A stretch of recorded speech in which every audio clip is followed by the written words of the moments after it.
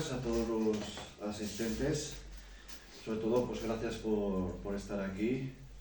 Hoy es un día muy especial porque tenemos directamente desde Argentina a nuestro buen amigo don Alejandro Parra, pues que viene a presentarnos pues este magnífico libro, el cual también poseo, y la verdad que es un libro muy especial, sobre todo para toda la gente que siente la mediunidad y también para la gente que hemos vivido una ECM. Pues todos conocemos a Alejandro del trabajo que ha hecho, y bueno, pues muchas gracias por venir aquí a Zaragoza, sobre todo por escoger a un servidor, a un humilde servidor que, bueno, pues soy una persona pequeñita dentro del misterio, pero que le gusta pues juntarse con los grandes, con la gente que sabe de verdad. Así que voy a pedir un aplauso bien fuerte para don Alejandro Parra, que viene por aquí.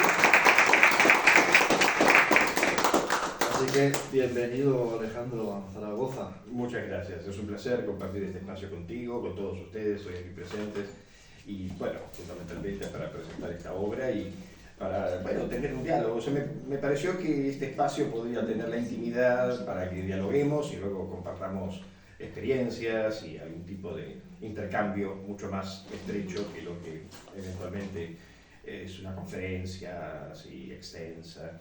Y bueno, yo he venido aquí a España a propósito de un congreso que se celebra estos 2 días en Zaragoza, de psicología transpersonal, que es un campo de la psicología que explora los fenómenos y las experiencias espirituales en las personas, cosa que la psicología en general no hace. Yo soy psicólogo, doctor en psicología, docente universitario y así. Y este campo, obviamente, uno no puede... Bueno, yo sí, porque soy más público, digamos, pero en términos generales los estudiantes y los docentes que se interesan por estos temas no pueden exhibir... Bueno, acá en España ha habido algunos signos de represión, cautela, respecto a exhibirse en temas esotéricos o paranormales y así, pero los españoles, siempre lo he dicho, gozan de un amplísimo espectro histórico y cultural vinculado con lo paranormal, a lo cual de hecho llaman el periodismo del misterio. Eso es algo que no existe en ningún país del mundo. Yo he visitado muchísimos lugares en todos los sitios, o en casi todos, menos el Extremo Oriente, y no hay un fenómeno cultural tan impresionante, siempre lo digo en todas las conferencias, como el que hay aquí en España, de esto que se llama periodismo de misterio. No, en Argentina apenas debe haber 2, 3 canales, y ahora recientemente por la internet, pero antiguamente no ha habido, salvo, excepto el Canal Infinito, que fue una emisora argentina entre el 99 y 2004, 2005, que emitió, que era una señal de televisión que emitía, y ahí sí tuvimos participación, documentales, pero rara vez se publicaron revistas, excepto, bueno, Cuarta Dimensión, de Fabio Serpa, y otras así, de muy corto alcance. O sea, en realidad, aun cuando uno puede decir, bueno, sí, ha habido una prensa de misterio y de enigmas y de lo paranormal, no ha tenido ni la trascendencia, ni la potencia, ni la producción que lo que ha tenido aquí en España, ¿no? Desde Iker Jiménez hasta los podcasts más, digamos, de corto alcance, ahora gracias al internet. De modo que, y además, yo he sido interesado también en la educación, a través de cursos, conferencias, congresos, y también en la divulgación. No todos los investigadores en parapsicología y también psicólogos son, creo, hábiles o tienen interés en cuestiones divulgativas. O sea, muchos son bastante cerrados, algunos son bastante cerrados, no les gusta las entrevistas, rechazan entrevistas y cosas por el estilo, no es mi caso. Pero divulgar es comunicar al público general temas no solamente del misterio, sino cuestiones de ciencia en general, cuestiones de investigación. Es muy difícil porque las personas no tienen formación metodológica.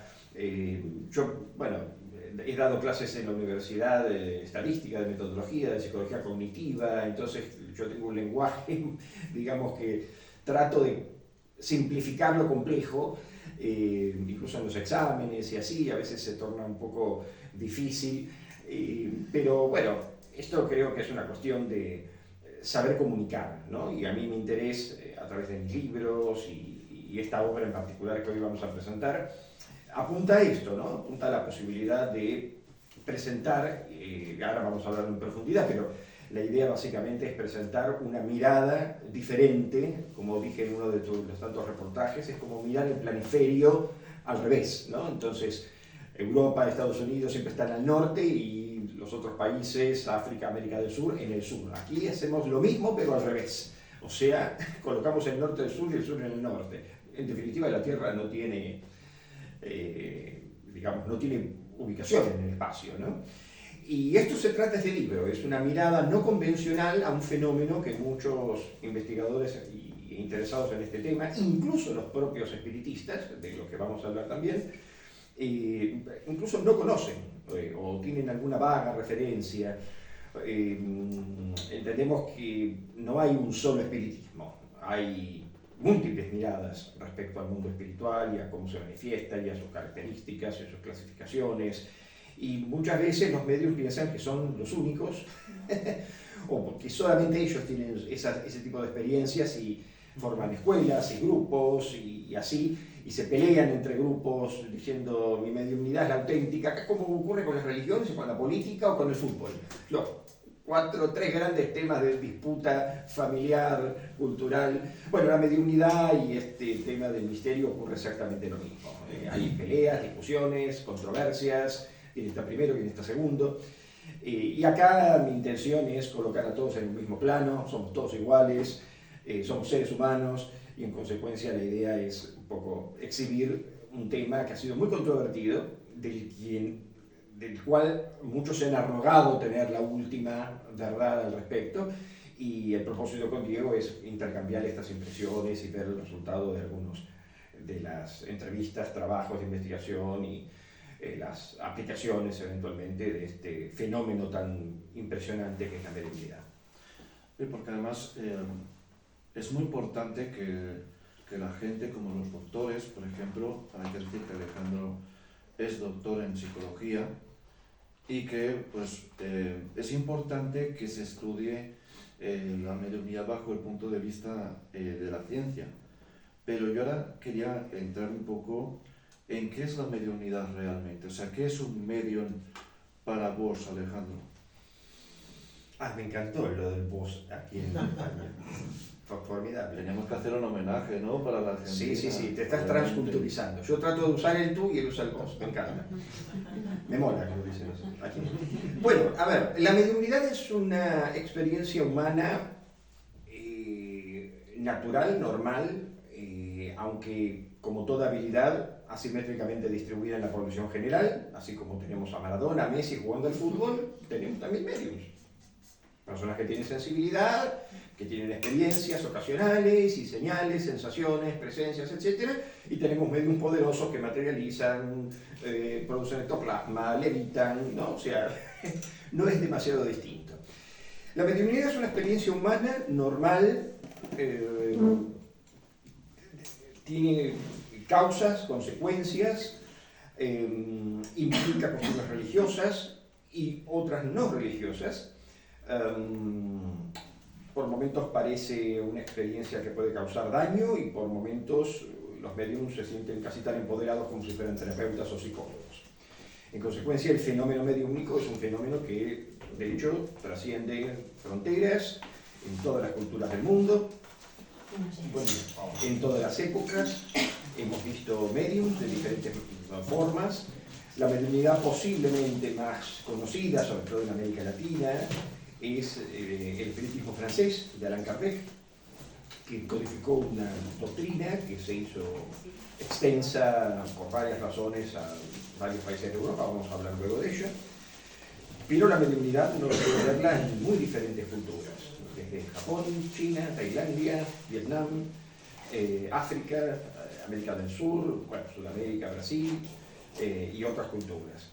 De modo que el fenómeno mediúmnico trasciende todas las fronteras, ha sido una de las primeras manifestaciones místicas en la evolución biológica del hombre. De hecho, el chamanismo, los chamanes no dejan de ser un tipo de mediums. al ingerir sustancias, infusiones, cactus, hongos y otros tipos de hierbas, y conectándose con su planta maestra y teniendo visiones, siendo sostenidos y apoyados por su propia comunidad, cosa que no ocurre en nuestra cultura, que dicotomiza, que divide la experiencia religiosa de la experiencia no religiosa o laica.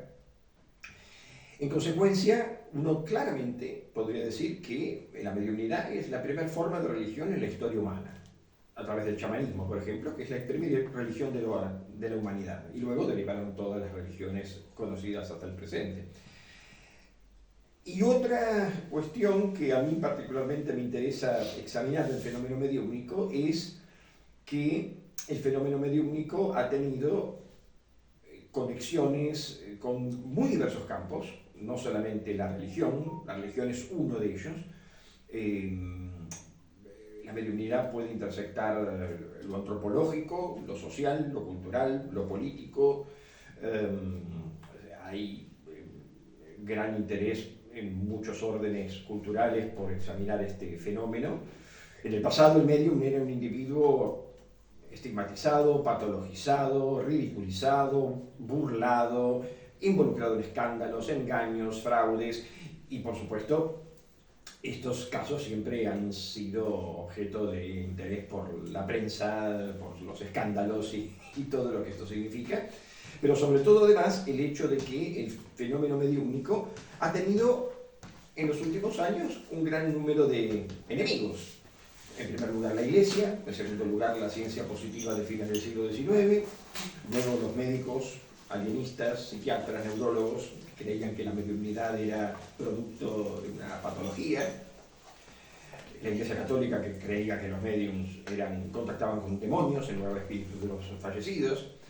En otra época histórica hubo disputas, al menos en Argentina, pero también en otros países, en torno a, por ejemplo, psicólogos que creían que la mediunidad no era otra cosa que una suerte de disociación de la personalidad, y entonces podían a veces hacer imitaciones, y en consecuencia estaban muy cercanos a ilusionistas, fraude, y esto también generó un nuevo enemigo, el mago de escenario, que de hecho imitaba y ridiculizaba al medium en los salones de teatro, y esto también fue un peso poderoso para los propios espíritas en torno a este tipo de manifestaciones. Y luego los parapsicólogos, incluso, que creían, y metapsiquistas y así, que creían que los mediums en realidad no contactaban con espíritus, sino que eran psíquicos dotados, encubiertos, dotados de un poder extrasensorial o psicokinético, etc., y en consecuencia negaban o menospreciaban la intervención del mundo espiritual. Así que la mediunidad atravesó todos los prejuicios, todos los enemigos. Los propios espiritistas kardecianos, y cierro con esto, han sido muy beligerantes en muchos países. Yo escribí hace algún tiempo, no traje aquí el libro porque me quedé sin copia, una obra paralela a esta, que fue producto de una tesis de maestría en historia. Yo soy historiador por vocación, y en esta obra se llama Entre médicos y mediums, saberes, límites y tensiones del espiritismo argentino, 1880-1960. Bueno, explico este arco de controversia. Los espiritistas argentinos eran muy beligerantes. Hubo uno muy famoso, Cosme Mariño, que era un periodista y que compraba columnas en los diarios de la época, a fines del siglo XIX, disputándose toda vez que alguna voz crítica de la Iglesia en la ciencia hacía alguna alocución crítica sobre las prácticas espiritistas, o simplemente lo ridiculizaban. Y entonces había al punto tal que el pobre hombre un día salía de un teatro y ¡pum!, le dispararon sin notarlo. Pero bueno, así se resolvían las cosas en el pasado, ¿no? De modo que la mediunidad tiene una diversidad de formas y cualidades que, bueno, ahora vamos a examinar un poco a través de tus preguntas. Voy a tratar de ser un poco más breve en las respuestas. Porque antes comentabas del elemento kardecista, ¿no? Que se originó en Francia, y me ha venido a la mente una gran figura que divulgó la mediunidad de manera científica, y fue nada más nada menos que Allan Kardec, Ujú. una persona que fue totalmente contraria a lo que era la mediunidad, e incluso la debatía, hasta que ocurrió una serie de sucesos en su vida, ¿no? Pero ¿qué podríamos contarnos un poco sobre todo esto del elemento kardecista dentro de la mediunidad? O sea, cómo una persona tan científica pasa a ser el mayor defensor de los medios. Bueno, eso es un fenómeno que no ocurrió solamente con Kardec, ocurrió con Camille Napoleón, que era un famoso astrónomo, También. divulgador científico de fines del siglo XIX, un equivalente a Carl Sagan de su época, que adhirió incondicionalmente a la doctrina espiritista y fue uno de los primeros impulsores. Schiaparelli, también astrónomo, y bueno, una diversidad de médicos, filósofos, historiadores que adhirieron incondicionalmente a la doctrina kardecista, porque Allan Kardec, seudónimo de un pedagogo francés, cuyo nombre era Delisle Rivel, discípulo de Pestalozzi, el fundador de la pedagogía popular. Todas las pedagogías hoy día están inspiradas en su sistema de enseñanza. Era un hombre carismático, aunque su personalidad lo describía como frío, rígido, controlado. Un amigo lo invita a lo que era en aquel entonces una explosión, una moda de prácticas que consistía en que grupos de personas colocaban sus manos conectadas con la idea de formar un círculo o una cadena magnética, según las creencias de la época, y entonces mover mesas o levitarlas o hacer determinado, o comunicarse con los espíritus. Este fenómeno había ocurrido mucho antes en los Estados Unidos, en el seno de una familia metodista, en Hyattsville, cerca del estado de Nueva York, donde tres hermanas de un grupo de 7, su madre, asustada por golpes que se escuchaban en las paredes, atribuyeron esto a los espíritus, y la prensa usó ese caso como si fuera un poltergeist moderno, y las hermanas tuvieron que huir de su pueblo. Su padre metodista abandonó la iglesia, y a partir de entonces se expandió esta forma de comunicación espiritual que se conoció bajo el nombre de espiritualismo moderno. El espiritualismo es el equivalente al espiritismo kardecista, pero dominante en los países en Norteamérica, México y Inglaterra y otros países en donde se fue expandiendo, incluso Países Bajos y países nórdicos. El espiritualismo americano surgió en un periodo crítico del puritanismo americano, en donde había Shakers, había menonitas y otros grupos religiosos cuyas manifestaciones eran corporales. Ellos temblaban cuando sentían el Espíritu Santo, y los medios en algún punto también pusieron su cuerpo para la comunicación espiritual. Entonces ya no se trataba solamente de mover mesas o escuchar golpes, sino que el cuerpo del medium era privilegiado para la comunicación espiritual. Y una cualidad particularmente comunicacional de la época era que 10 años antes Morse había inventado el código Morse. Y los raps espiritistas y el código Morse de alguna manera se constituyó como una forma extraordinaria de comunicación espiritual, y surgieron entonces las mesas que golpeaban, la vasografía, colocar un vaso que eran juegos, eran oráculos, algunos provenían de Arabia y de otros países, y entonces se colocaba un vaso en torno a un círculo de letras y el vaso se desplazaba, y luego lo tomaron dos empresarios americanos que la convirtieron en el Witchboard o tablero Ouija. Y bueno, esto fue lo que terminó derivando en lo que se conoce como los sistemas alfabéticos o alfanuméricos de comunicación, algunos que eran tan complejos que había que armar tablas con números y códigos, como el famoso código ASCII de los años 80 en informática entre los ordenadores.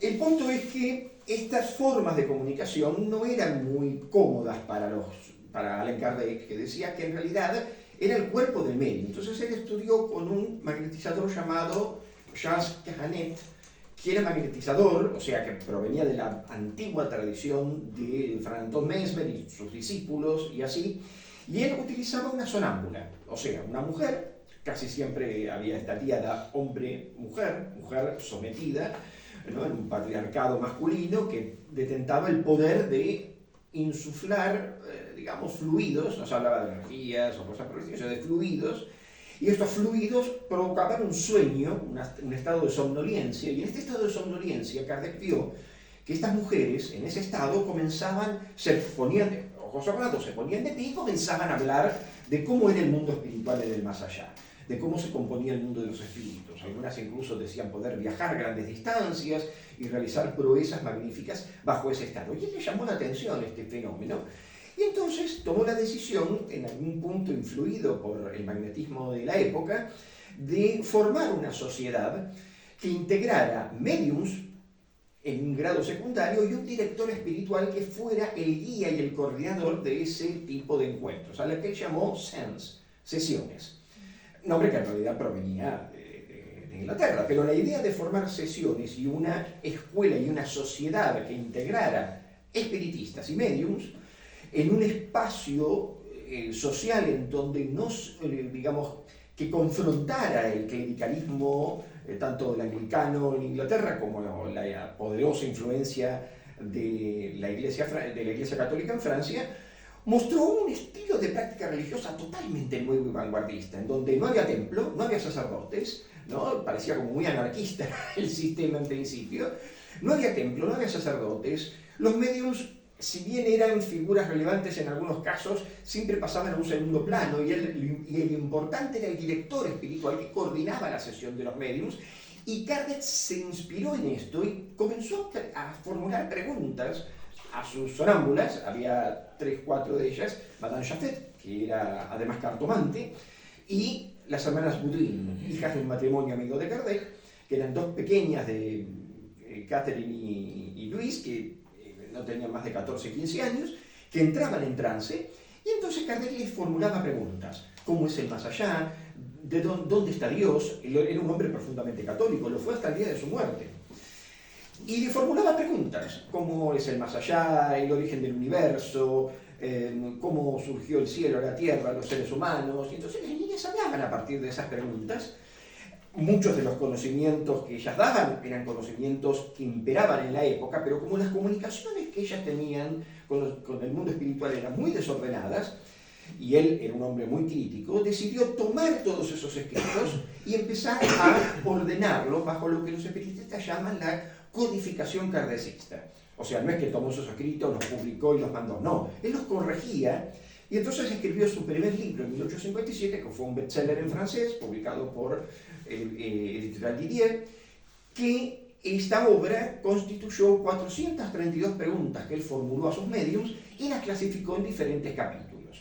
El éxito de la obra fue formidable, la Iglesia Católica estaba escandalizada con la idea del mundo de los espíritus y todas estas cuestiones cuasi diabólicas, y el éxito le permitió escribir un segundo tomo en 1862, que fue el Libro de los Médiums, que básicamente fue lo que podríamos llamar un manual de parapsicología a la vista de hoy. La clasificación de Allan Kardec casi no cambió en más de 200 años, en el sentido de que existían medium de efectos físicos, medium de efectos morales o mentales, que eran los que tenían videncias, escribían, etc., y los físicos que materializaban, levitaban objetos y así. Lo interesante del impacto de Kardec era que él, no conforme con estos 2 libros y para no tener conflictos con la Iglesia, pero los tuvo aún peor, decidió escribir otros 3 más: Cielo y Infierno, Justicia Divina, luego obras póstumas, porque él dejó una cantidad de escritos que su esposa, Amélie Boudier, decidió publicar en forma póstuma, como su primer discípula. Algunos la homologan como la María Magdalena del espiritismo. Y lo cierto es que a partir de entonces, Kardec, que nunca renunció a la Iglesia, tampoco fue excomulgado, pero la Iglesia le escupió la cara, literalmente, al punto tal que incluso cuando los primeros catalanes se convirtieron al espiritismo a causa de la impronta anticlerical que el espiritismo tenía, porque lo utilizaron políticamente, el obispo Tremens de Barcelona en 1863, Kardec muere en 1869, manda un auto de fe y quema los libros de Kardec junto con otros. Los catalanes le escriben a Kardec y le dicen: han quemado sus libros, y Kardec muy estoicamente le escribe una carta como un consuelo y les dice: podrán quemar libros, pero no ideas. Formidable. Entonces, cuando efectivamente esto generó un impacto los catalanes más cabezones aún insistieron con el espiritismo, se aliaron con los socialistas, se aliaron con los anarquistas, hubo violencia incluso en Cataluña y en otros sitios, pero los políticos españoles llegaron a colocar 2 diputados espiritistas en el Congreso, de modo que, digamos, el espiritismo tuvo una fuerza importante en ese sentido. El punto es que la doctrina de Allan Kardec murió de un aneurisma de aorta muy joven, para su época, 69 años, era un hombre grande, pero lo cierto es que la doctrina espírita se divulgó. En 1862 se publicó la Revue Spirit, que es una revista de divulgación popular, o sea, el mundo espiritual a través de un medium le dijo que además de escribir para los letrados, él escribía para gente culta, no le gustaba el espiritismo de masas, él decía que el espiritismo era para una élite cultural y social, pero tenía una cualidad, que es la impronta, vamos a decir, socialista, de izquierda, en todo caso, de Kardec, que era que había que servir a la caridad, porque si no, la ley del karma se cumplía y el que no hacía caridad volvía como pobre en la próxima vida. La ley del causa y efecto y la reencarnación, que incluyó, desde el punto de vista de los conocimientos pitagóricos, de toda la influencia del orientalismo de la India en Francia y en el resto de Europa, y entonces el espiritismo se constituyó como una suerte de sincretismo entre cristianismo, orientalismo, como luego fue la teosofía, etc.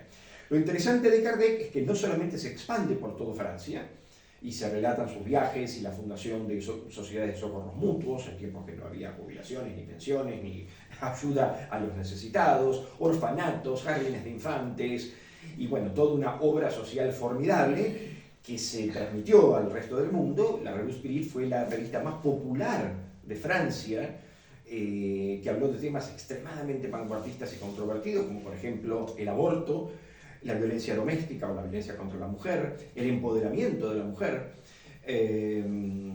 temas de sexo, por ejemplo, la protección de los animales y toda una serie de cuestiones que fueron muy influyentes en la Francia y absolutamente controvertidos en aquellos tiempos. El kardecismo, entonces, cubrió prácticamente todos los... entró a América Latina fundamentalmente, a través de México el saulinismo, que es una práctica azteca en donde se fusionó curanderismo, chamanismo, kardecismo, etc. Y en otros países también se fusionó con otras doctrinas. Por ejemplo, en Brasil, típicamente, se conformaron religiones derivadas de la esclavitud afrodescendiente, Umbanda, Candomblé, Quimbanda, Macumba, etc. Y luego, en otros países, la santería cubana, el vudú haitiano,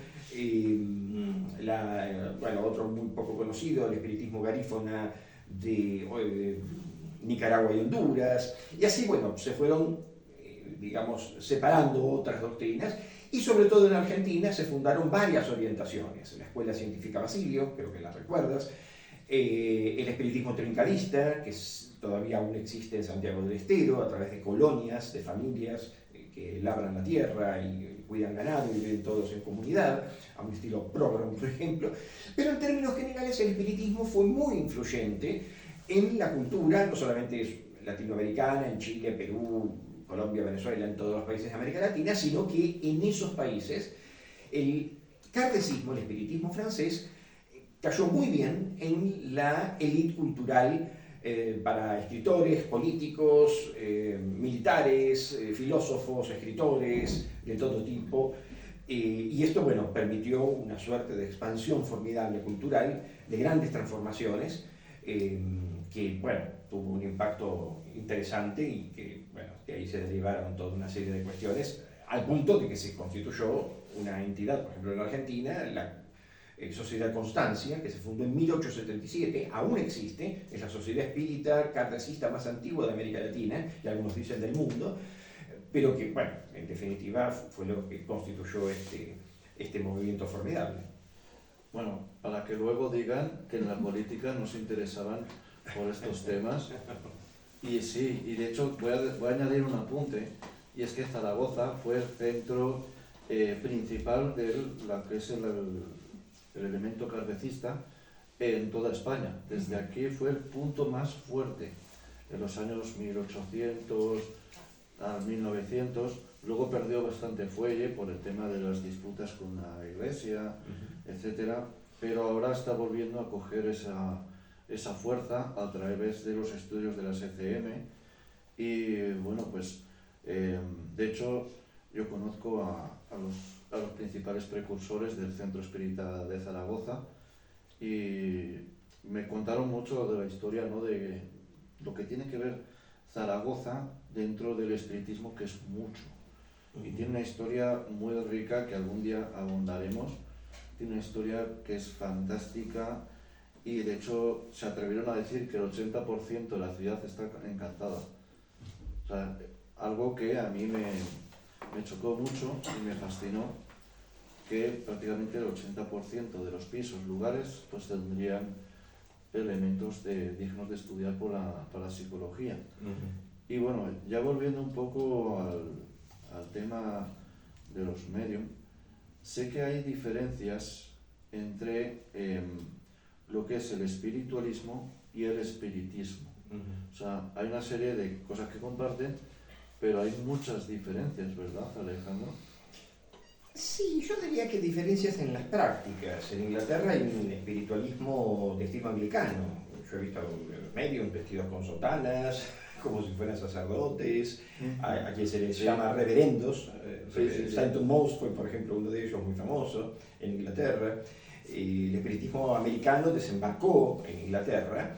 El espiritismo americano no era muy tolerado por el puritanismo americano y en consecuencia muchos de sus postulados eran muy controvertidos. Pero en Inglaterra se lo adoptó muy fácilmente, hubo una gran, digamos, plasticidad en virtud del carácter más libertino, en todo caso del estilo anglicano, y se adaptó muy bien, sobre todo muchas viudas aristocráticas británicas tomaban la decisión de pedir mediums para tener contacto con sus maridos fallecidos y cosas por el estilo. Los mediums cobraban una entrada para visitar las sesiones, cosa que los catecistas considerarían un sacrilegio.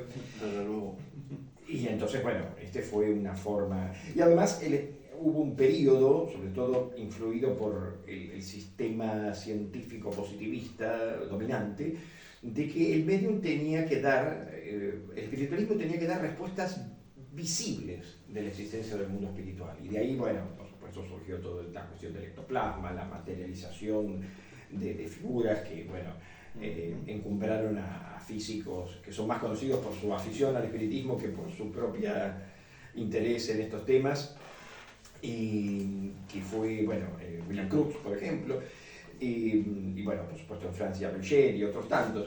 Pero bueno, esto también fue escandaloso porque este estilo de espiritismo de visibilidad de fenómenos, de efectos físicos, de mover mesas, de usar trompetas para escuchar la voz directa de los espíritus y todo este tipo de fenómenos, fue controvertido porque obviamente muchos magos, prestidigitadores, periodistas se asistían a las sesiones y descubrían muy fácilmente cómo dos viudas ricas pagaban fortuna y ahí, detrás de sus llantos, bueno, los medium, algunos al menos, eran timadores y engañaban con mucha facilidad o escondían a un supuesto intruso cómplice en una habitación que salía todo vestido de fantasma. Estas cosas ahora nos horrorizan. Cuando las leemos decimos, no podemos creer que la gente fuera tan ingenua, pero realmente lo era, sorprendentemente. Entonces, muchos investigadores y lo sigue siendo en muchos casos. Por supuesto, sí. Pero, digo, en ese sentido era como demasiado obvio, ¿no? El grado... En Argentina tenemos una frase que es sacador de terremotos, ¿no? O sea, el que se aprovecha de la miseria y de la desgracia humana para lucrar. Bueno, muchos espiritistas, mediums en general, utilizaban estos ardides, y los espiritistas kardechistas estaban siempre en el ojo de la mira de la escopeta, ¿no? O sea, entendían que ellos no eran los culpables de esos charlatanes, pero bueno, nada, eran espiritistas y había que denunciarlos. Por ejemplo, Harry Houdini, todos lo conocemos, el famoso escapista americano, era un hombre con profundas convicciones espiritualistas. Él creía en el mundo espiritual, pero fue bastante hábil en el sentido de que él quería contactar con su madre fallecida cuando era joven. y un recién iniciado en las artes de la magia. Y en un momento determinado, buscando mediums, se encontró con muchos que eran fraudulentos. Entonces lo desenmascaraba con absoluta facilidad, porque ya tenía un ojo entrenado para el engaño y el fraude. Y entonces, bueno, convocaba a la prensa, llegaban los periodistas, tomaban fotos, bueno, escándalo, ¿no? Expose, ponían los, desenmascarado, ponían los titulares de los diarios. Y esto lo llenó de dinero por sus performances y por su sentido crítico. Por un lado era mago y prestidigitador y escapista, y por otro lado era un famoso perseguidor de los espiritistas. Pero él tenía convicciones en términos de la supervivencia, de la vida después de la muerte, al punto tal que antes de morir con su esposa combinaron una clave para que si uno de los dos moría, el propósito era que uno de los dos iba a buscar a una medium, fíjate que ya tenía la esperanza todavía de encontrar un medium, que le comunicara la clave encriptada, que era en base a un número, un código y así, y su mujer, bueno, luego falleció, por supuesto, sin éxito alguno en términos de buscar, de encontrar finalmente a un medium. Algunos dijeron que sí, otros dijeron que no, fue controvertido porque era un pacto secreto matrimonial entre ellos, pero bueno, el propósito era, al fin de su vida, murió de una peritonitis luego de una performance teatral, encontrar un método para la comunicación espiritual. Es que es tan fascinante escucharte, Alejandro. Es tan interesante, sobre todo, toda la información que posees es tan interesante que yo me pegaría aquí horas y horas escuchándote. Y tenemos, pues, yo tengo millones ahora mismo de preguntas, porque además de que ya entrando un poco en ese contacto con los seres fallecidos, seres desencarnados, que eso es lo que vos defines como mediunidad seminal, ¿no? O algo así, lo que yo entendí. Sí. Y me pareció algo interesante, un término que yo nunca había escuchado, y que también yo creo que esta mediunidad seminal define mucho lo que es la infancia de los medium a la hora de ver pues, amigos imaginarios, y toda esta cosa, que además no es una infancia que suele ser fácil, para nada, porque se les tilda de locos, se les tilda de personas con deficiencias mentales, y sufren muchísimo. Entonces, claro, me gustaría ahondar ahora un poco en todo esto de la mediunidad seminal y en cómo luego los medium van formándose como personas, porque a raíz de su niñez y todo esto de los amigos imaginarios, pues tienen que tener una psicología bastante fuerte a la hora de poder ya llevar, y algunos incluso se les cierran, ¿no? Estos habilidades, estos dones. Entonces me gustaría ahondar un poco eso, ¿no? Esa habilidad para contactar desde niños, esa mediunidad seminal, y de cómo luego el medium se va formando desde su infancia hasta su adultez. Correcto. Bueno, no todos en la infancia, algunos lo desarrollan de diferentes maneras, pero vamos a explicarlo de esta forma. La idea es la siguiente. Los espiritistas, a mi juicio, cometen un error semántico al explicar lo que ellos llaman mediumnidad infantil, o los niños como mediums. Pero el niño no es medium. Medium, por definición, es aquel que tiene la habilidad o la condición de tener bajo control lo que ellos llaman en el mundo espiritual, y entonces tener la condición de hacer un switch o tener un interruptor en el modo de tener bajo control, exacto, la comunicación espiritual.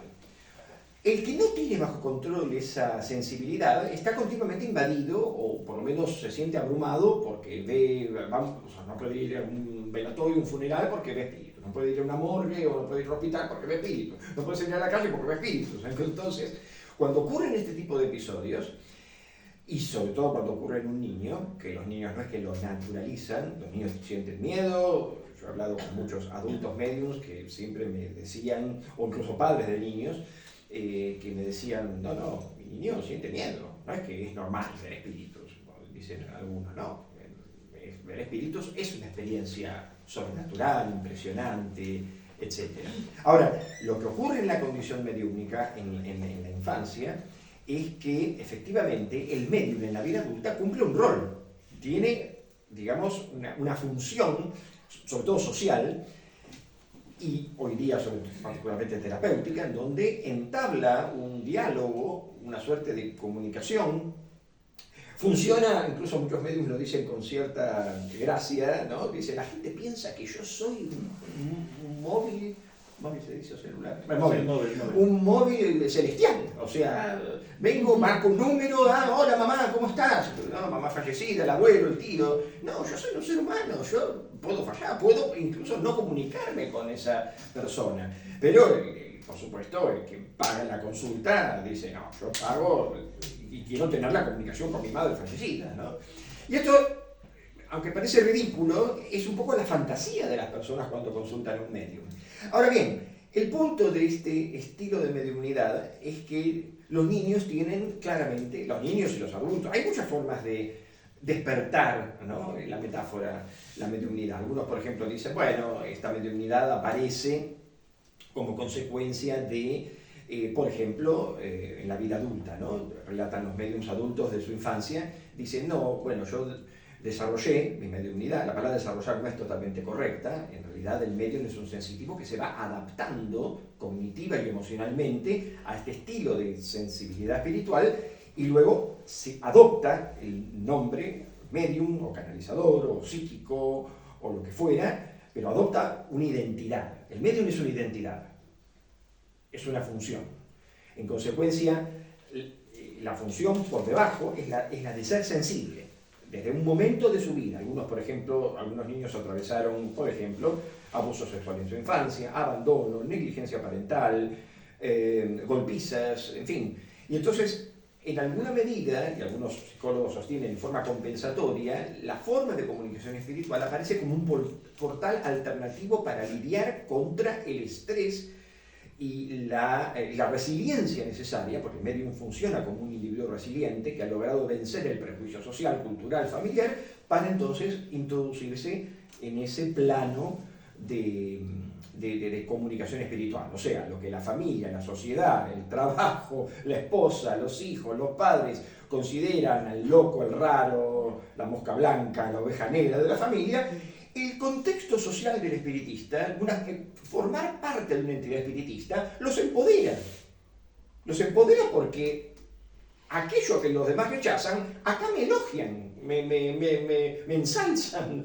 Entonces, ¿cómo un individuo que participa, por ejemplo, de una comunidad espírita o incluso de una secta, no va a sentirse empoderado en un contexto en donde es un don lo que la sociedad normal considera una maldición?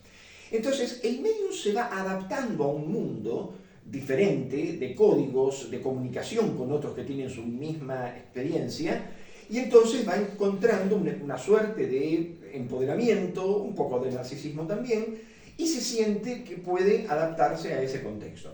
Llamamos mediunidad seminal entonces a un estilo de comunicación espiritual en la cual el niño, vamos a poner fuera un niño, puede ser un adolescente o una persona en su vida adulta, que luego comienza a participar cada vez más en este proceso de adaptación hasta llegar a autoidentificarse como un medio y trabajar o funcionar como tal, comienza a tener sensaciones.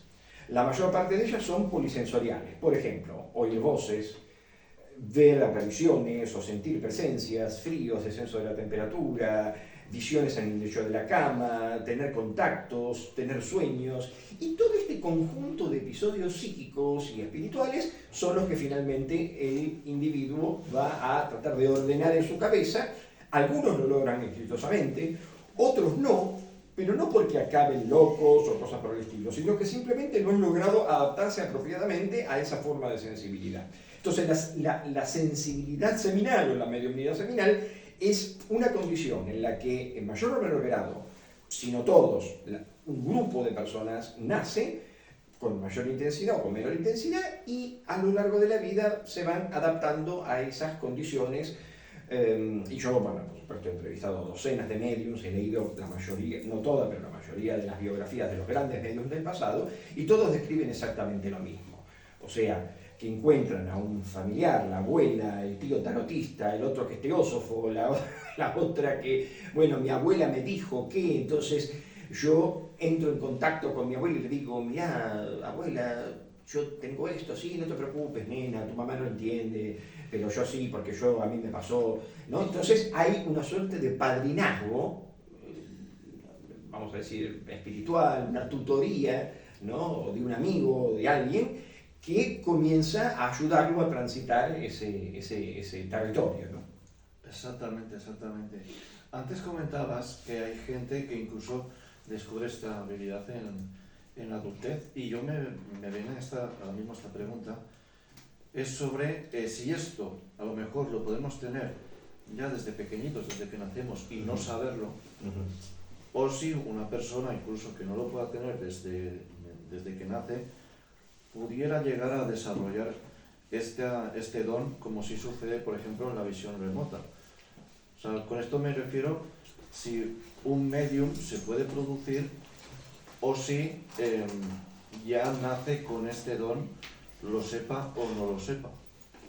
Es controvertido. Yo he escuchado experiencias muy diversas en mis entrevistas. Por ejemplo, hay quienes consideran que es un don porque ellos nacieron con estas aptitudes.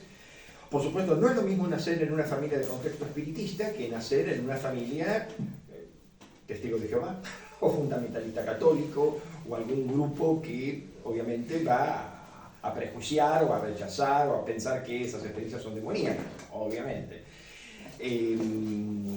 Otras personas, a lo mejor sin mucha experiencia, pero sí muy interesadas o motivadas, a lo mejor por razones personales, porque quiere comunicarse con su madre o con un ser querido fallecido, etc., participa de la acción de las sociedades espiritistas, en Argentina hay muchas de ellas.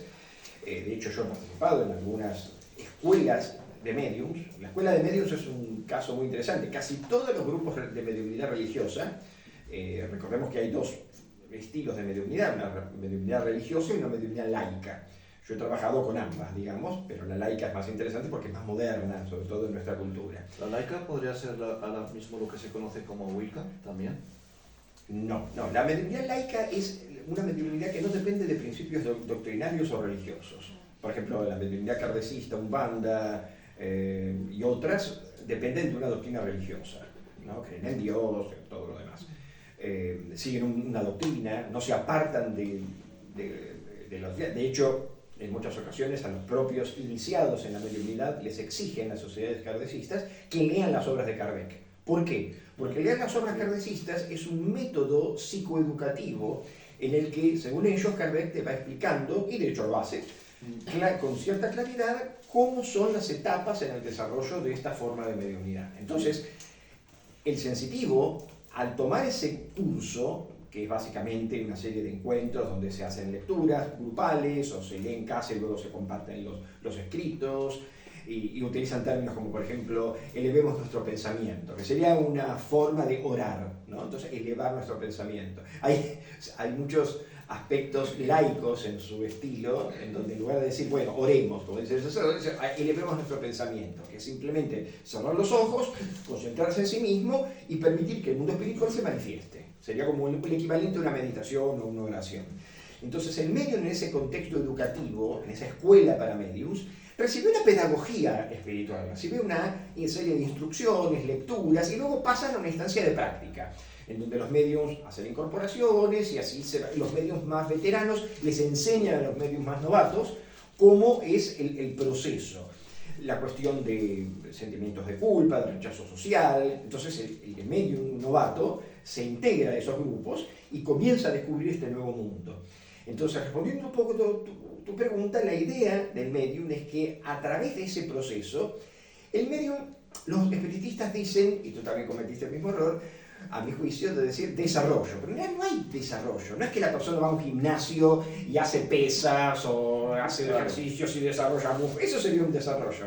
En realidad hay un periodo de adaptación y de autocontrol o de control, en donde esas experiencias caóticas, abrumadoras, que parecen alucinaciones, visiones, a veces atemorizantes, de espíritus o de entidades y cosas así, el miedo y la cosa así morbosa, comienza poco a poco a tomar forma.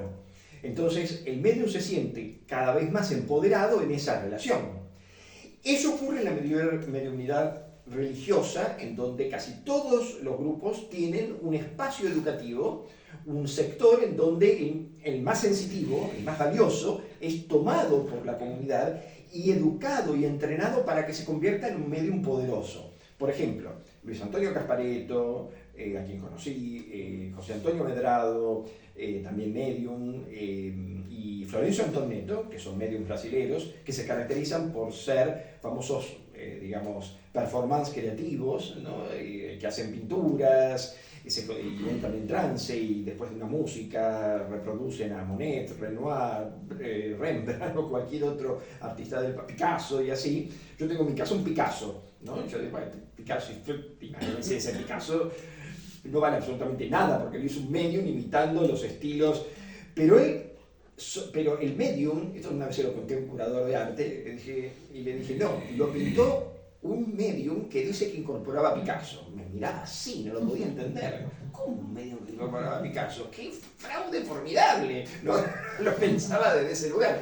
Pero lo interesante es que este estilo de mediumnidades, esta forma de criptocreatividad, ¿no? O sea, cripto en el sentido de que en realidad no son creativos en el mundo normal, pero cuando entran en trance hacen obras formidables, ¿no? Yo he visto a Gasparetto en los años 80 hacer un Monet con la mano derecha y un Picasso con la mano izquierda, uno con té pero otro con crayón. O sea, una cosa absolutamente increíble. O sea, este estilo de mediunidad que se va cultivando aparece en el contexto de una potencialidad mediúnica extraordinaria que incluso los propios mediums necesitan tener algún tipo de protección espiritual. Hay una idea muy concreta de que el medium es un sensitivo y es vulnerable a la influencia de fuerzas negativas, intrusos, obsesores y cosas por el estilo.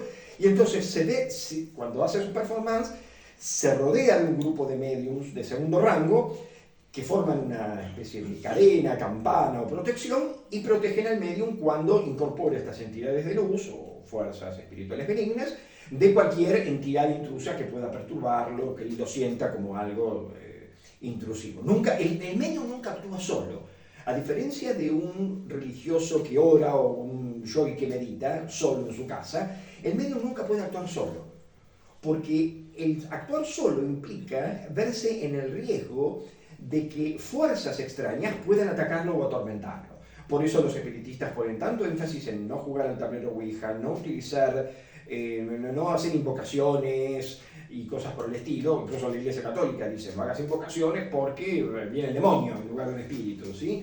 Entonces, un medium novato, un neófito que practica ese tipo de cuestiones, se puede ver en riesgo de involucrarse en posesiones o en obsesiones no deseadas.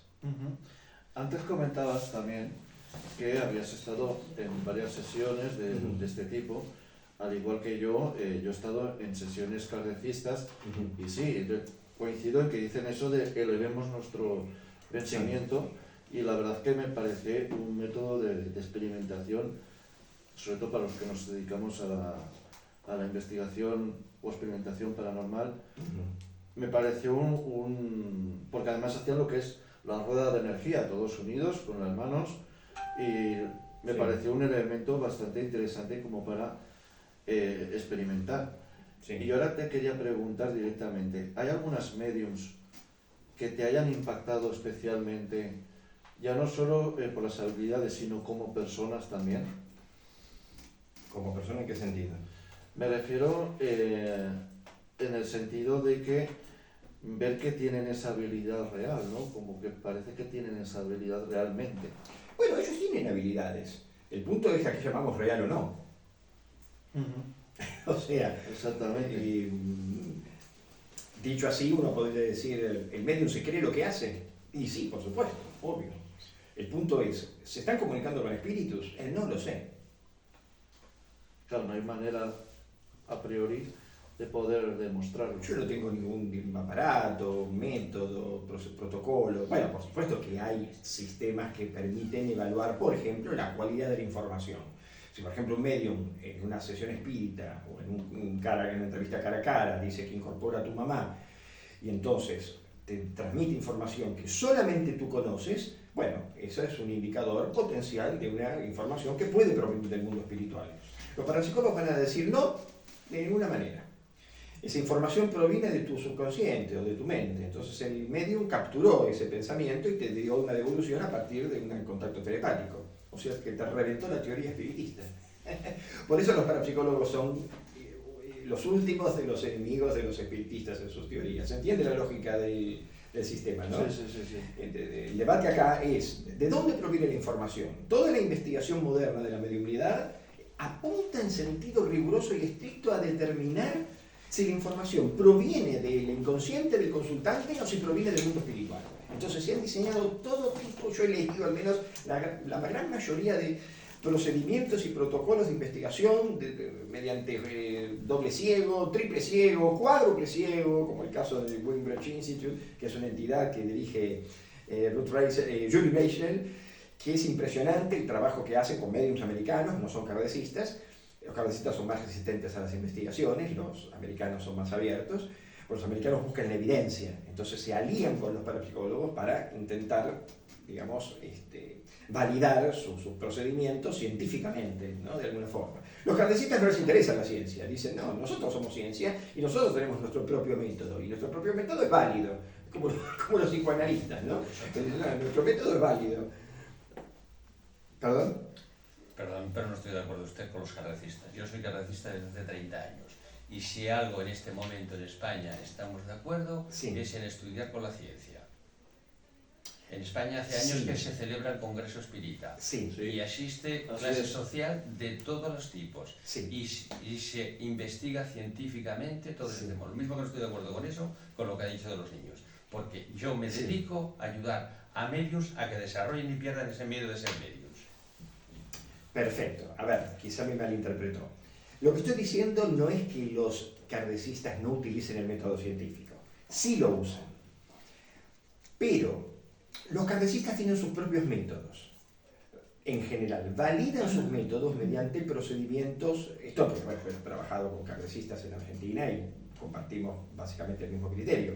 Los kardecistas tienen lo que ellos llaman, que es un concepto que a mí me interesa mucho, epistemología espírita.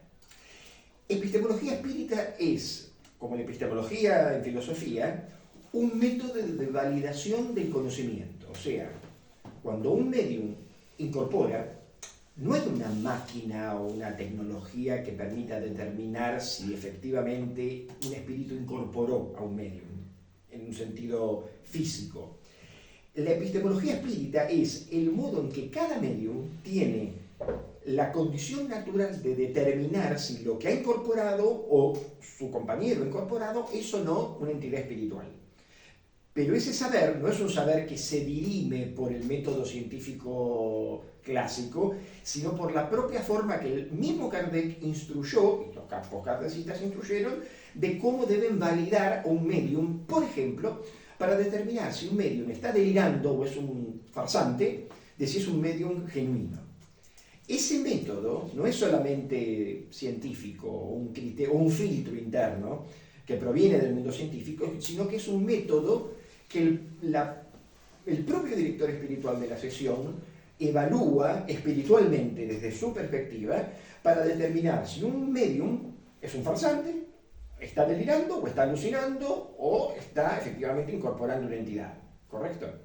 Entonces, por supuesto que desde el punto de vista del método científico, un científico lo que va a exigir es, bueno, validemos si ese método es o no correcto. El problema es que hay un conflicto de métodos. El método científico por un lado y la epistemología kardecista por otro.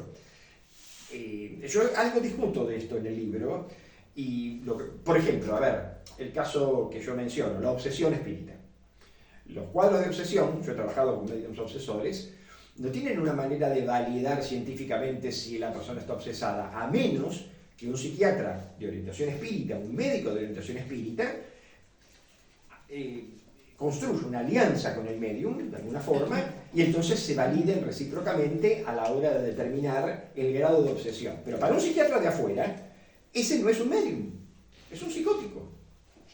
¿Se entiende? Sí, eso lo sé por experiencia. Perfecto. Entonces, un poco para aclarar aquí al resto, y si esto se malinterpretó, te pido mil disculpas, es que, digamos, los propios espíritas validan su método a través de su propio conocimiento que no es solamente científico, es además filosófico, o sea, está por encima incluso de lo científico, ¿no? Que puede o no entrar en conflicto con otros sistemas. Por ejemplo, la Iglesia Católica tiene su método, que es la teología. Y en consecuencia, en la teología no entran los espíritus ni los mediums. Entonces, ahí hay un conflicto epistémico en todo caso. Entonces, a ver, volviendo un poco a la cuestión, el tema es, bueno, efectivamente, ¿cómo validamos a un medium? ¿Cómo sabemos si un medium nos está engañando o no me está engañando? Yo muchas veces con mi hijo, que está aquí presente, siempre le digo, bueno, a ver, hagamos una cosa. Si yo un día me muero, que espero que sea así y vos sobrevivas, busca un medium y preguntale acerca de Alejandro Parra. ¿Dónde está Alejandro Parra? Ahora, si el medium te llega a decir, no, tu padre te ama en el más allá, te quiere y está bien, te parás y te vas. Porque eso ya ellos ya lo sabés. El punto no es lo que tú ya sabes. El punto es qué información yo te voy a dar para validar si efectivamente el medium se está comunicando. Si yo me estoy comunicando con el medium, para que el medium se comunique contigo. ¿Se entiende? Entonces, uno de los grandes problemas de la mediunidad moderna, y sobre todo la mediunidad secular, a diferencia de lo que ocurre en el kardecismo, es que muchos mediums seculares utilizan estos ardides basados, por ejemplo, en lectura en frío, bueno, otros procedimientos que en realidad son fraudulentos. Procedimientos mentalistas. O mentalistas, sí, que es algo... Yo hace unos años atrás tomé un curso de mentalismo, de lectura en frío, y por supuesto el mago que daba el curso era súper crítico del espiritismo, pero me divertía el hecho... Yo le llegué a preguntar, bueno, pero yo hablé con un medium, yo ingenuamente, digo, yo hablé con un medium y el medium me dijo cosas que nadie sabe de mí. ¿Y cómo lo supo? Bueno, pero seguramente lo averiguó en los papeles, los tachos de basura, pero lo hizo a través del internet. ¿Cómo supo? Entonces, es cierto, en las lecturas mediúmnicas puede haber comunicación espiritual, pero esa comunicación espiritual puede estar incluso contaminada por lecturas en frío, por eso a veces es interesante que algunos, no todos, pero algunos mediums utilizan una forma que es muy difícil de controlar, que está basada en, bueno, usted no me diga nada, no hable. Yo le voy a dar la comunicación de su madre, de su hermano, de su amigo. El problema de esos casos es que no hablar va en contra de lo que el propio consultante pide a un medium. Porque lo que el consultante necesita es un medium que lo ayude a conectarse con su ser querido porque no puede tolerar el duelo y en consecuencia el medium es una suerte de conexión espiritual. Una llave que el consultante tiene para hablar con su madre, porque como no puede hacerlo a través de su propia mediunidad porque siente que no la tiene, o porque recibe quizás señales pero que no las logra interpretar, entonces el medium viene a ser como una suerte de agente que confirma esa información. Ahora, en ese acto, yo he visto muchas sesiones en televisión, en teatros, en revistas cara a cara, de muchos mediums, algunos de ellos conocidos y así, que mezclan, obviamente, sesiones, digamos, información genuina, espiritual, con lectura en frío. Entonces, ¿cómo podemos discriminar una cosa de la otra? Siempre recuerdo, y cierro con esto, siempre recuerdo el caso de una medium, que acá no la conocen, así que no me importa, la voy a mencionar. O sea, cuando estoy en Argentina no lo hago.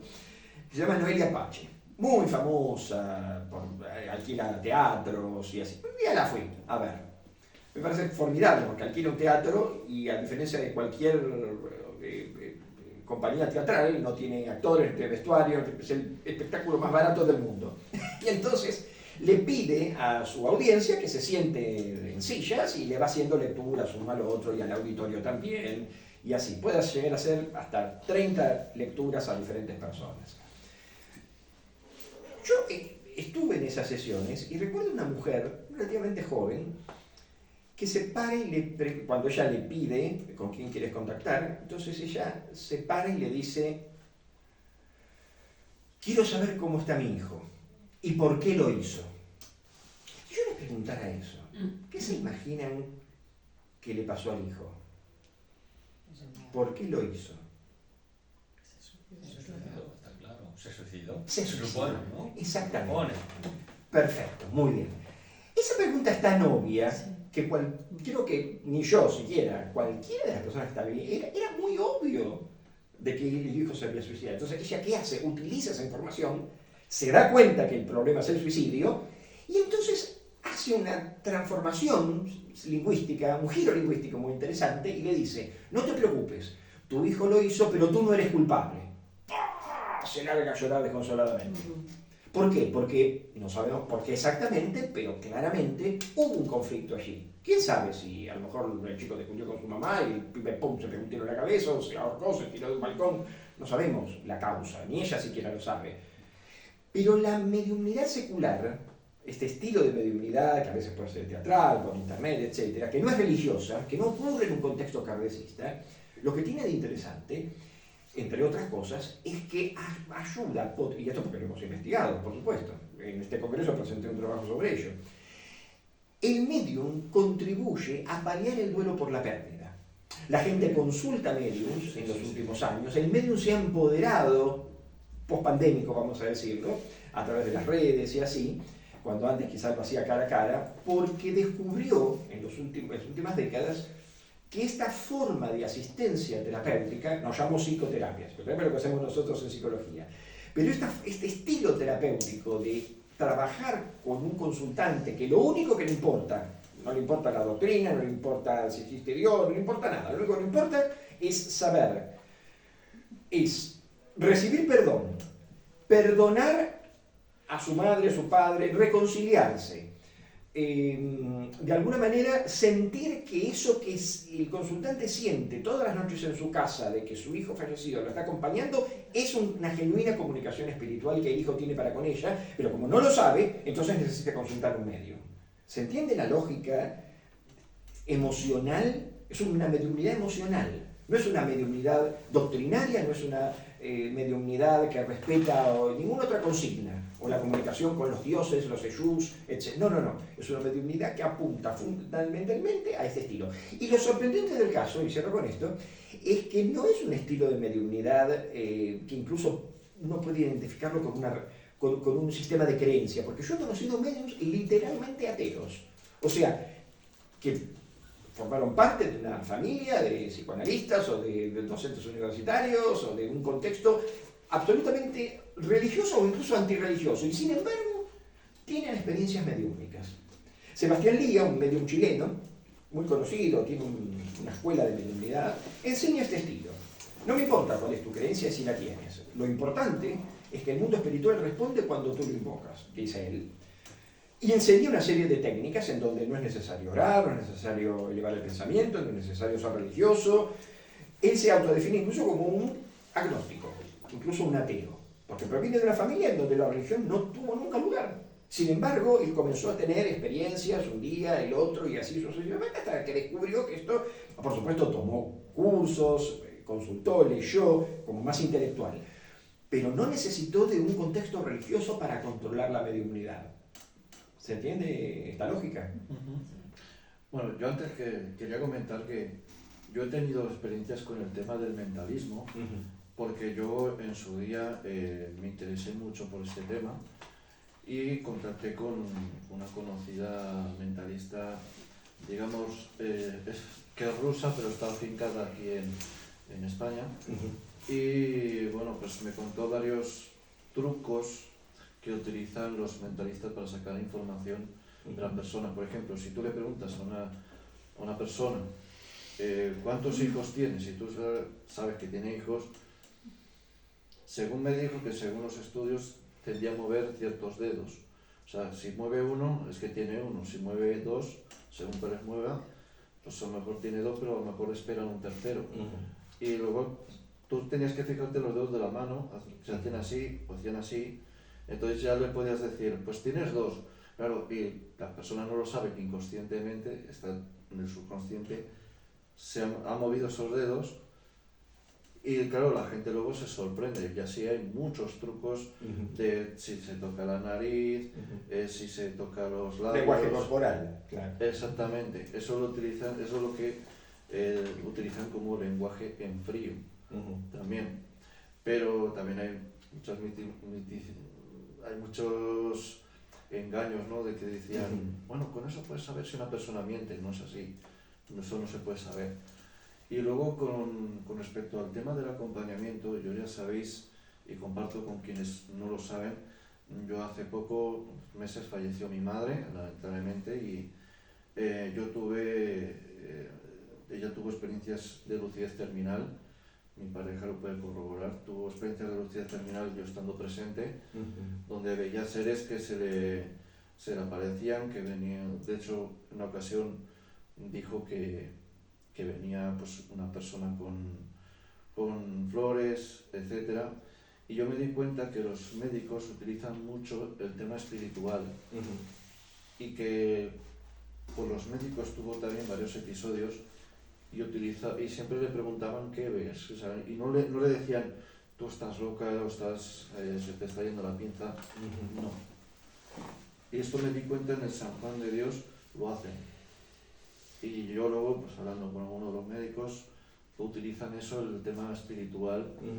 Y claro, me choca mucho esto de que también, si hay mediums que, porque esto incluso le plantea a un médico, la medicina y los mediums. Hay un enlace, ¿no? Está empezando a haber muchos enlaces ahí. Y me lo contó la doctora Rosana Mainar, que es una gran amiga mía, y me decía que utilizaban mucho ahora en temas de paliativos, incluso se estaba viendo plantear la utilización de mediums para paliar un poco las enfermedades, el dolor que tenían las personas, y que se estaban interesando más los médicos en desarrollar un poco o tener ciertos conocimientos mediúnicos, claro. Pero claro, hay bastante disputa, ¿no? En términos médicos. Pero realmente, ¿verdad? Es importante para muchas personas, y yo sé que hay otra persona por aquí que no va a decir su nombre, pero es un amigo mío y también pasó hace poquito por lo mismo. Y claro, pues para nosotros, que gente como vos, Alejandro, doctores, hablen de estas con esa calidez para nosotros, los doctores que hablan, como Manel Sanz, por ejemplo, o como Luján Comas, otra gran amiga también, pues hablen de esto, es muy importante. Y yo pienso también que los mediums serios son realmente importantes a la hora del acompañamiento del duelo. O sea, los mediums que realmente, y ahí interviene mucho la psicología, y supongo que estarás muy de acuerdo conmigo, que para mucha gente un medium farsante puede tener un impacto muy negativo en la persona si luego se descubre que es un farsante. Pero el alivio, y esto lo digo desde el corazón, de que lo he vivido, pues el alivio que supone pues el que alguien te diga, y que luego pues con datos que puedes corroborar, de que tu madre pues está bien, y yo lo digo por alguien que está presente aquí, que me dio, sin saber nada de mi madre, me dio una descripción exacta de cómo era, de incluso los kilos que estaba, me dio una descripción totalmente exacta y yo me quedé petrificado. Claro, es ahí el impacto psicológico. Entonces te quería preguntar un poco sobre eso, ¿no? De cómo impacta a una persona ese acompañamiento al duelo y lo importante que es, desde luego. Bueno, es lo que mencioné hace un momento, o sea, este estilo de mediunidad emocional difiere de otros estilos de mediunidad, si uno va a un culto umbanda o otros tipos de cultos. Por ejemplo, yo recuerdo haber ido a un culto umbanda hace algunos años en donde el medium incorporaba una entidad espiritual, su guía, digamos, y incorporando el medium me daba consejos y así, ¿no? No incorporaba a un pariente fallecido, simplemente incorporan a sus guías espirituales, digamos, para ellos son seres de luz y así, y dan consejos para el matrimonio, la familia, el hogar, y así consultan los brasileños, por supuesto, todos sabemos, es una de las culturas más espíritas del mundo, a pesar del avance de los grupos evangélicos y así. Pero lo cierto es que este estilo de mediunidad emocional, bueno, por supuesto, uno podría pensar tiene sus ventajas y desventajas. Yo recibí, no críticas, pero algunos comentarios, por supuesto, de personas que fueron engañados por los mediums y así. El problema de la mediunidad es que es un territorio muy lábil, muy propenso al engaño, al fraude, y la gente, por supuesto, se puede sentir decepcionada, sobre todo cuando hay cuestiones económicas involucradas o hay una adicción a la consulta a los mediums. Esto también ocurre, como hay personas que tienen adicción a las consultas del tarot, y así hay personas que también tienen adicción a consultar medium compulsivamente. Yo tengo un medium con quien he trabajado mucho, Leonardo Kessler, en Buenos Aires, es un medium secular, no es doctrinario, y él ha tenido que bloquear a un paciente en WhatsApp porque lo llamaba 3 o 4 veces por día para que se comunicara con su querido. Y él normalmente atiende una sola vez, cuanto mucho 2, pero digamos espaciadamente. No le gusta la consulta compulsiva. No es como un psicólogo, un psicoanalista que bueno, también porque lo estoy ayudando, orientando, haciendo terapia. Es distinto. La conexión espiritual es para una sola vez si se quiere, pero no para una cosa de todos los días, ¿no? Porque me quiero comunicar porque no encuentro las medias que guardé en un cajón. Tonterías de ese estilo, ¿no? O sea, en realidad, yo en nuestros trabajos que hemos hecho con medium, no solamente con el medium, nuestro estudio, el que presenté en este congreso, ponía el énfasis no en el medium, sino en el consultante. Entonces, organizamos un dispositivo en el que pasaron de forma grupal unas 30 personas a lo largo de varios encuentros de fin de semana, y el medium, bueno, que es un estilo de mediunidad secular, iba atendiendo a cada uno de los miembros del grupo, por supuesto en un contexto muy emocional.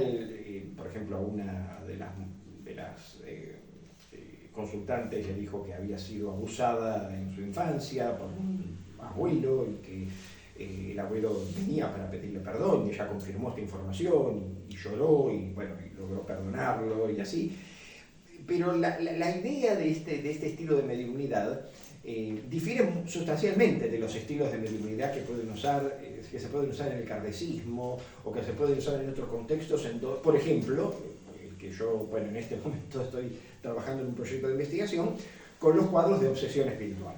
La obsesión espiritual es un fenómeno muy interesante desde el punto de vista terapéutico, sobre todo desarrollado en Brasil, en hospitales y clínicas espíritas, en donde hay una interdisciplinariedad entre psiquiatras, psicólogos, trabajadores sociales, terapeutas ocupacionales y también médicos. Y médicos, por supuesto. Entonces, ¿qué es lo que hace un medium desobsesor? Hay varias formas de desobsesión, pero básicamente la obsesión es el equivalente, por decirlo así a grandes rasgos, a una entidad confusa, desencarnada, que intenta ocupar un cuerpo. He puesto como ejemplo, y lo compartí con algunos kardecistas que coincidieron en esta apreciación, es como si tú tuvieras una casa y entonces dejas la puerta entreabierta y te escondes en tu habitación. Entonces, bueno, la probabilidad de que alguien pase y encuentre la puerta abierta, abra y se meta en la casa es muy alta. Y entonces esta entidad que ocupa tu casa, o sea, tu cuerpo, come de tu refrigerador, usa el baño, y cada vez usa más habitaciones de tu casa, o sea, se apodera literalmente de tu cuerpo.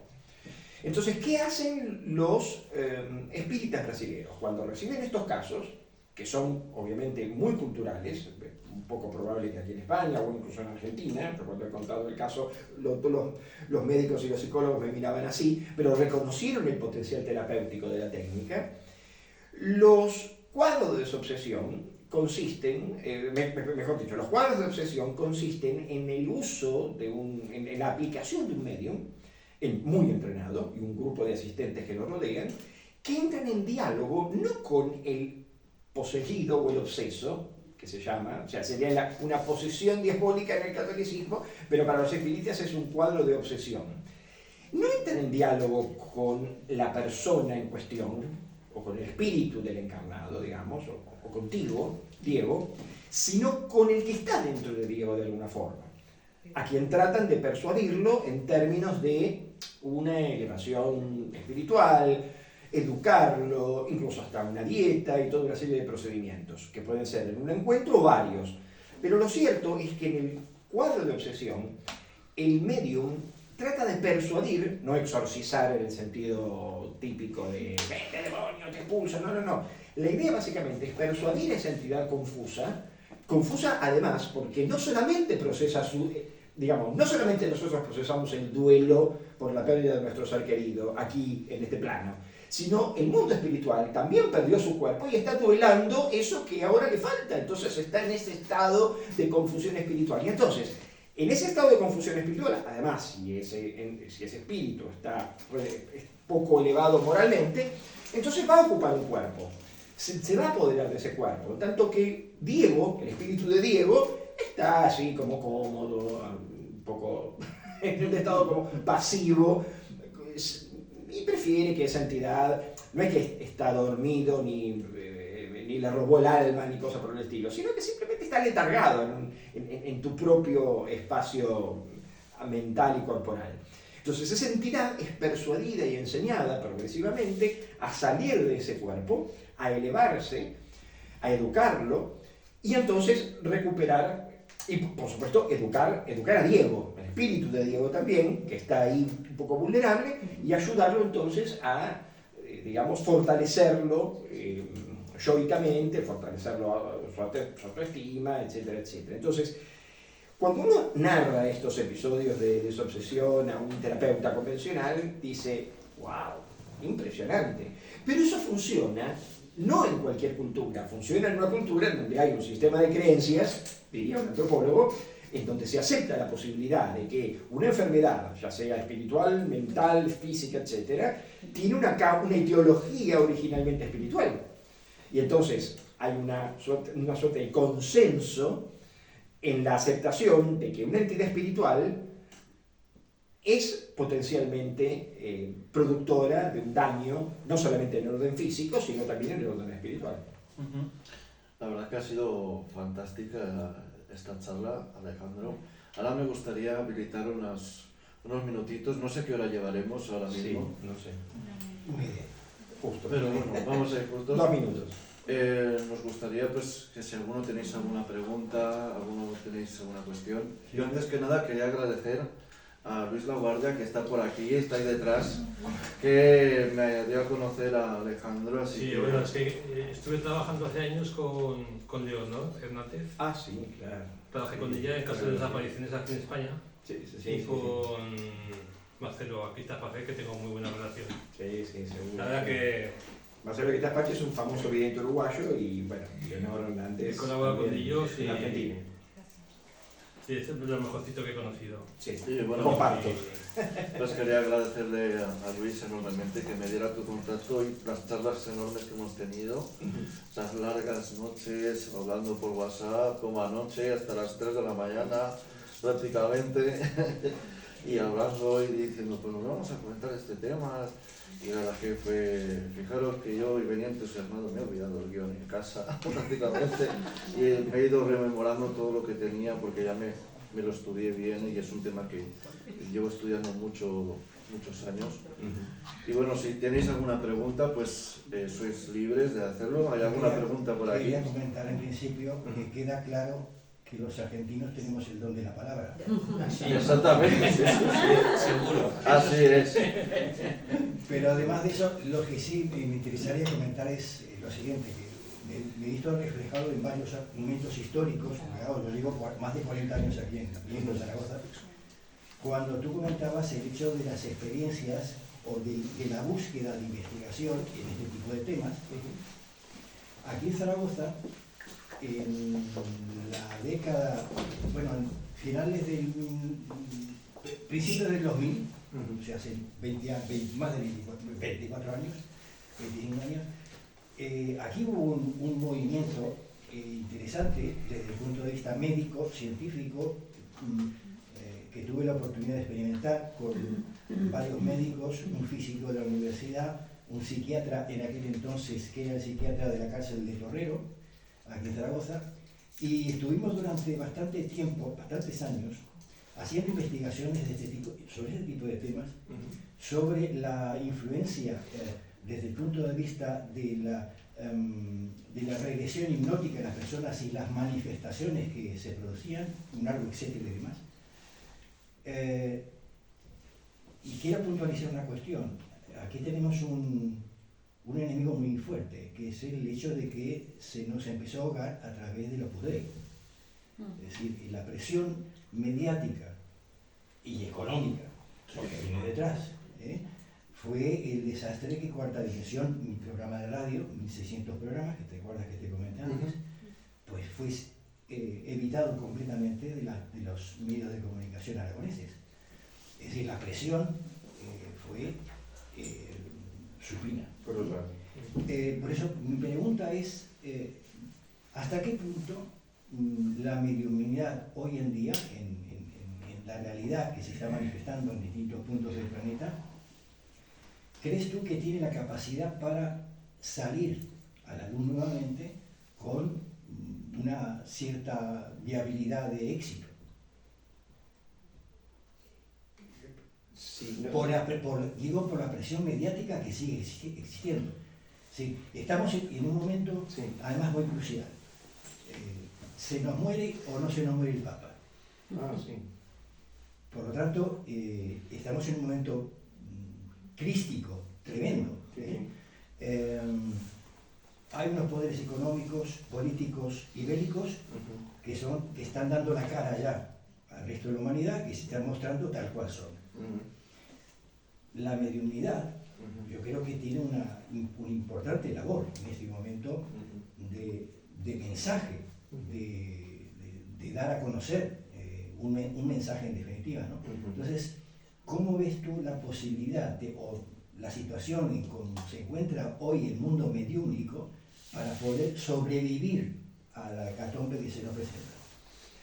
Yo no puedo responderte a ciencia cierta, excepto por una impresión personal, pero a ver, en general la mayoría de los mensajes mediúnicos, sobre todo los que vienen por la vía de la canalización, por supuesto, a ver, la mediunidad no se limita solamente a la comunicación con seres queridos fallecidos, la mediunidad es extremadamente amplia en su espectro. Hay, bueno, tú bien sabes, muchos de quienes se dedican al tema OVNI, los contactados, por ejemplo. Los contactados no dejan de ser una forma de mediunidad moderna. Los canalizadores, los que dicen comunicarse con Ramta, Clion, Serapis Bay, o la cantidad de otras entidades que uno ve en mucha de la literatura que tenemos aquí arriba. O sea, en general, los estilos de mediunidad pueden ir cambiando, se pueden tecnologizar a través de diferentes instrumentos, etc. Y hay un patrón común, incluso en los mensajes religiosos de la Virgen y otros, de una suerte de anticipación de catástrofe o hecatombe o algún tipo de evento que todas las entidades espirituales supuestamente están comunicando. Entonces, bueno, ahí hay una alerta que se prende, ¿no?, respecto a cuestiones. Por ejemplo, yo he visto estilos de mediunidad muy singulares en cuanto a los comunicadores, que es la mediunidad ecológica.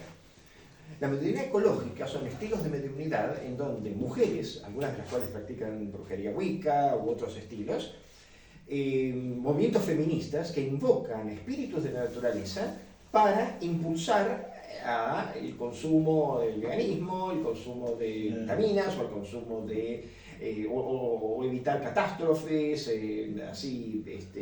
y cosas por el estilo. De modo que, digamos, la mediunidad. Y yo una vez conocí una medium que me dijo, yo comencé con la mediunidad a través de mi abuela, que ella me dictaba, yo sin saber cocinar, fíjense esto, sin saber cocinar, mi abuela me enviaba mensajes y hacía postres, comidas, etcétera, o como recetas dictadas por la abuela a través de ella, que se consideraba medium. O sea, digo, esto puede parecer absurdo, pero hay ciertos estilos de mediunidad que, de hecho, están en una entrevista en este libro, en donde yo he conocido mediums que contactan con animales.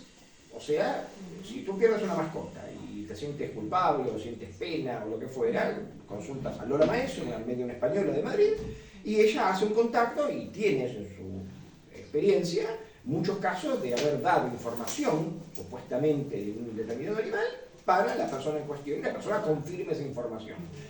Otra medium que dice tener contacto con neonatos. Entonces trabaja en un dispositivo junto con otros, o sea, bebés, en torno a la muerte perinatal. Entonces, supuestamente, el bebé le comunica a la medium algo que a la madre le sirve para tolerar. O sea, tenemos un espectro de estilos de mediunidad y formas que, aunque incluso, digamos, con todo respeto, estas medium me han confesado, para el resto de las personas pueden ser objeto de burla o de ironía. Digo, estas formas estos estilos, hasta las benditas marianas pueden ser vistas como mediums, cuando ellas recibían la comunicación. Bueno, esto lo dicen en un contexto religioso católico y lo queman vivo en Noruega. Pero, digamos, es muy interesante cómo se van configurando este tipo de fenómenos y experiencias. No sé si algo más. ¿Hay alguna pregunta Yo más? sí que les puedo decir que la mediunidad, usted dice, en este momento hay un despertar enorme. Sí. Yo le puedo decir que el 95-98 personas de las que acuden a mi gabinete vienen por una excusa u otra, pero al final el problema es que no saben cómo desarrollar ese trabajo mediúnico, esas sensaciones, esas experiencias que tienen. O sea, afortunadamente cada vez hay más gente con esas capacidades. Y como bien decía usted, muchas veces el problema viene de que lleva un ser pegado y podemos saber cómo lo lleva rápidamente con la energía. Porque se sabe rapidísimamente. Y se le puede apartar, salvo cuando hay una obsesión que entonces hay que hacer, como usted bien dice, que se hace en Brasil, pero se trata de hablar con ese ser. No de decir que es el demonio. ¿Aquí hay escuelas que practican desobsesión? Sí, claro. ¿En España? Sí, yo por ejemplo. Y en la filosofía espírita lo practicamos. A ver, que una cosa es el tipo cartesiano de 1858 y hoy estamos en 2025. Y en 2025 pues trabajamos con otra metodología. O sea, la diferencia, que tiene razón, en la filosofía espírita tiene que hacerse todo en el centro, y como bien dice su compatriota José Luis Coboli, que me parece que lo conocerá. Sí, está en el Congreso aquí. Eso, no hace falta, porque en muchas ocasiones el problema que tiene la persona es que por ser desencarnado lo puede llevar pegado desde que nació. Se habla con ese ser se le ayuda a que se vaya a la luz y la persona mejora rapidísimamente. Me gustaría, si me permitís, aportar un granito de arena de apoyo también a... Sí, eso rápido. Pero muchos de los que me conocen aquí en Zaragoza saben los años que llevo yo en investigación tanto de astrología, de astrología tradicional, astrología médica e hipnosis clínica. Entonces, uniendo esos dos factores, y sobre todo en el tema de las manifestaciones, incluso mediúmnicas, a lo largo de los años, que son muchos, indudablemente, como persona que te dedicas a la investigación, vas haciendo un estudio minucioso de los fenómenos que vas investigando, que vas experimentando, y tomando nota de todo, como bien decías tú, ¿no? En la nota. Y hay un dato, desde el punto de vista astrológico, de nacimiento de las personas, donde hay unos factores de nacimiento que facilitan a determinados individuos las capacidades mediúmnicas. Claro, rasgos astrológicos de mediunidad. Exactamente. Así como, y quizás mucha gente puede decir, eso es superchería, pero vamos a ver, nos creemos que la ingeniería genética dice que nos podemos morir para tal fecha. Porque hoy en día, a través de ingeniería genética, te pueden decir todos los males que vas a tener en la vida y hasta cuándo vas a morir. O sea, a eso le creemos, pero a la tradicional no.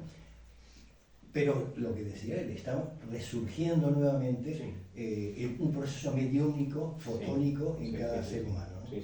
Sí, a mí me sorprende ver cómo hoy día, en los últimos años, sobre todo post-pandémico, las personas que practican la mediunidad, o escuchar que se habla de la mediunidad como si fuera una cosa casi normal. Yo soy medium, y tú, y así. En el pasado los mediums eran encerrados en clínicas de orates, en manicomios, eran...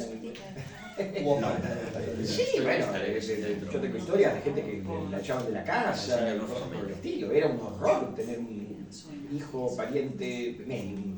¿Estás loco? ¿Qué te pasa? ¿Sabes que en la casa de mis padres, estamos hablando de los años 50, donde vivíamos en la ciudad de Martínez, la escuela de San Basilio estaba a 500 metros de mi casa? En la escuela científica Basilio, sí. La escuela científica, sí. Un edificio tremendo. Sí. Ese es un espiritismo argentino muy popular, del cual hasta Perón consultaba regularmente, Sí.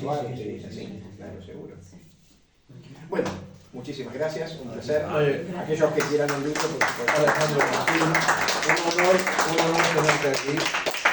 Y bueno, mañana será estrenado este vídeo en el canal de Fenómenos Extraños con Diego Claramonte, que es el canal que dirijo un servidor. Y también pues agradecer a Carlos que ha venido, a la gente de la Noche Oculta, a Luis, la gente espírita también, a mi buen amigo de Carbac Televisión, sobre todo, y la predisposición de Alejandro, pues, que Un placer ha estar venido aquí, y ha sido un honor, Alejandro, tenerte aquí. Y ahora la campanilla. Y ahora ya a lo que viene, que es el papeo. Allí no nos dedicamos a...